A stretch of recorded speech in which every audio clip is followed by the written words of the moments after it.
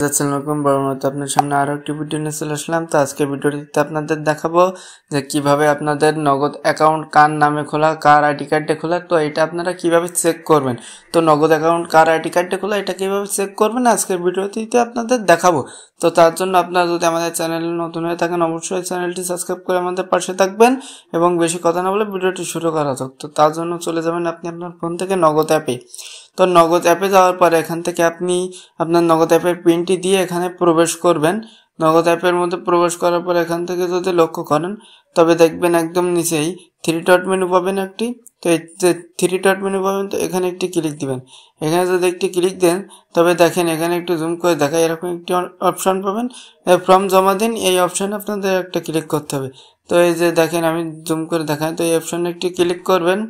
আপনাদের জন্ম নিবন্ধনটি ওই আইডি কার্ডটি এখানে কিন্তু দেখাবে না, যেহেতু আইডি কার্ডটি সাবমিট হয়ে গেছে। তো তার জন্য নিচে পরবর্তী নামের একটা অপশন পাবেন, তো পরবর্তীতে একটি ক্লিক দিতে হবে।